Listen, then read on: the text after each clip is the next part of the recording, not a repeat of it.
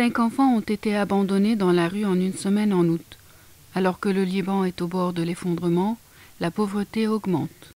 Le phénomène prend de l'ampleur et je ne souhaite pas l'imputer à des conditions sociales, environnementales, alimentaires ou économiques difficiles. Personne ne doit agir de la sorte. L'une des raisons derrière ce phénomène peut être d'ordre familial, comme la présence d'enfants illégitimes, c'est-à-dire lorsqu'un enfant naît hors mariage. Ou peut-être si l'un des parents est toxicomane. De plus, certaines personnes choisissent d'avoir des enfants à des fins de trafic. Nous sommes les pères et les mères des enfants. Ces enfants ressentent une grande inquiétude, même s'ils ne l'expriment peut-être pas ouvertement. Des sources des forces de sécurité intérieure ont déclaré à ICI Beyrouth que lorsqu'elles reçoivent des informations sur un enfant, elles mènent immédiatement des investigations et contactent le procureur pour ouvrir une enquête officielle. L'enfant est ensuite conduit à l'hôpital pour y être examiné et sur la base de l'ordonnance judiciaire, il est placé dans un établissement destiné à accueillir les nourrissons dans de tels cas.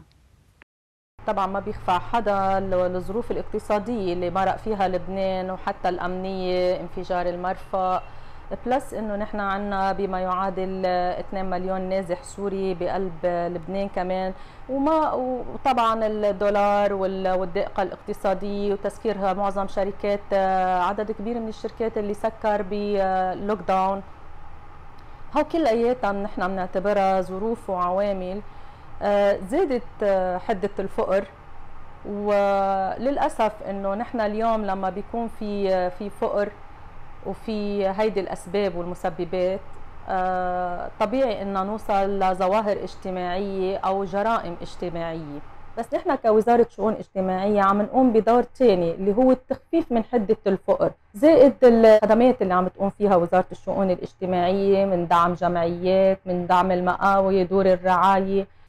La Convention internationale des droits de l'enfant a été votée par les Nations unies à l'unanimité en 1989 et a été ratifiée par 187 États, dont le Liban en 1993. Cette convention est une source de droit, donc le juge libanais est tenu de l'appliquer comme la loi libanaise. Le Liban est concerné par 2 des principes énoncés, dont l'intérêt supérieur de l'enfant et le principe de vivre et de survivre. On a la loi libanaise, la loi pénale, qui, dans les articles 498, 500, 500', 501, 617 et même 618, elle pénalise le délaissement des enfants et le délaissement des personnes incapables aussi.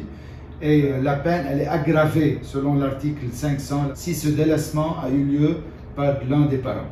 On a une autre loi aussi, c'est la loi numéro 422 qui permet aux juges protecteurs des mineurs d'attaquer le dossier et de faire des rapports au procureur général qui, ce procureur, il a le droit d'arrêter parce que ce crime-là, c'est pas un crime normal, c'est pas un crime contre l'humanité seulement, c'est même un crime contre les principes et contre la vie. Malheureusement, les procureurs de la République ne sont pas en train de faire des mandats d'arrêt concernant ces personnes coupables et je trouve que c'est très grave. Selon les experts, il faut fournir à l'enfant un environnement stable avec un soutien, une adaptation, un accès à la santé mentale et une coordination entre toutes les parties concernées. Si les enfants abandonnés ne reçoivent pas les soins et le soutien appropriés de familles ou des institutions, ils peuvent passer par un chemin difficile. Ils peuvent éprouver des difficultés à régler leurs émotions. Ils peuvent s'engager dans des conduites à risque, comme s'impliquer dans des disputes, consommation de drogue ou même avoir des problèmes avec la loi.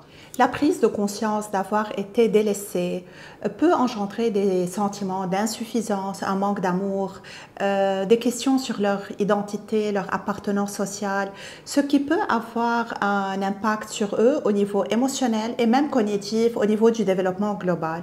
Plusieurs facteurs ont conduit à un niveau élevé de pauvreté. Ainsi, nous assistons à une augmentation dangereuse de ce phénomène social au Liban.